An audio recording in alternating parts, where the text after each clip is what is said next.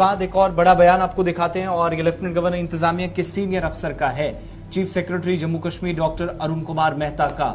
और एक तरफ आप देख रहे हैं कि मुख्तलिफ केसेस में जो इंतजामिया की जानिब से या लेफ्टिनेंट गवर्नर इंतजामिया की जानिब से अब तक हमने देखा कि नौजवान सरापा एहतजाज कुछ मामलात को लेकर हैं कि इंक्वायरीज आप करें लेकिन सब इसकी सजा ना भुगतें। ये एफएफए समेत मुख्तलिफ हिस्सों के अंदर एहतजाज करने वाले उम्मीदवार जरूर कह रहे हैं। लेकिन चीफ सेक्रेटरी का जो बयान है उसमें दो तीन चीजें उन्होंने बड़ी वजाहत के साथ की हैं कि आज के वक्त में अगर किसी को नौकरी मिलनी है तो मेरिट बेसिस पर देनी चाहिए या है, ये सरकार की तरजीहात में शामिल है और बाजारों में इस तरीके से नौकरियां नहीं बिकती। लेफ्टिनेंट गवर्नर ने बड़ा सख्त मौकिफ इस पर इख्तियार किया है।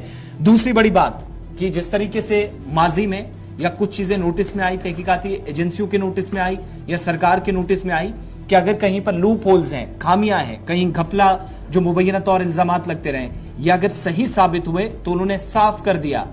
यानी आज के बाद कहीं पर कोई घोटाला गफला सामने आता है तो सरकार इस बात में बिल्कुल भी हिचकिचाहट महसूस नहीं करेगी कि उसके तह तक जाने के लिए उसे कोई भी इंक्वायरी या किसी लेवल की तहकीकात करानी होगी। Chief secretary A K. मेहता के मुताबिक ए.के. मेहता की दो तीन बातें बड़े चीफ सेक्रेटरी साहब है, लेकिन दो तीन चीजें बड़ी क्लियर कर दी उन्होंने। एक तो ये कि नौकरियां बाजार में नहीं है, यानी अगर कोई ये सोच रहा है कि वो पैसे देकर नौकरियां हासिल करेगा तो वो इस मुहावरे से बाहर आए, क्योंकि अब स्टेट ड्यूटी जो है वो काफी सख्त है।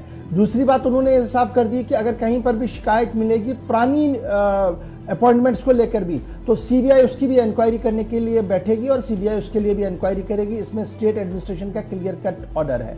और तीसरी बड़ी बात जो उनकी तरफ से कही गई कि अब डिजिटलाइजेशन होगा और डिजिटलाइजेशन के जरिए से सारी रिक्रूटमेंट प्रोसेस को ऑनलाइन मोड में लाया जाएगा, जिससे बहुत कम ये चांसेस है कि कोई हैंकी पैंकी हो सके, कोई इस तरीके का इंसिडेंट हो सके जहां पर रिश्वत के साथ उसे आगे बढ़ाया जाए, क्योंकि ऑनलाइन मोड में ह्यूमन इंटरफेरेंस काफी कम रहती है और इससे उम्मीदें लगाई जा रही है कि शफाफ तरीके से तमाम लिस्ट जो है वो बाहर आएंगे। ये बात उन्होंने एसकेआईसीसी में एक तकरीब के दौरान कही। अगर तकरीब से डिजिटलाइजेशन के हवाले से थी, लेकिन जब चीफ सेक्रेटरी साहब बोलते रहे तो उन्होंने अपनी गुफ्तगू के दौरान तीन बड़ी बातें कही। एक तो बेरोजगारी के हवाले से कही कि जो ये शोर मचाया जा रहा है कि जनाब बेरोजगारी बढ़ गई है, दरअसल रोजगार के बहुत ज्यादा मौके सरकार के पास है, नौकरियां भी है, लेकिन नौकरियां हासिल करने के लिए प्रॉपर चैनल को इस्तेमाल करना होगा, शोर से कुछ नहीं होगा।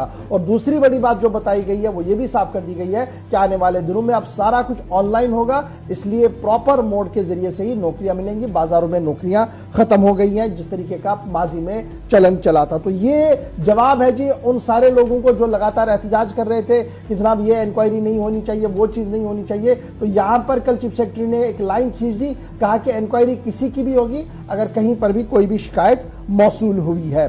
तो ये तो बात थी जनाब एक चीफ सेक्रेटरी साहब के नौकरियों के हवाले से, लेकिन उसके साथ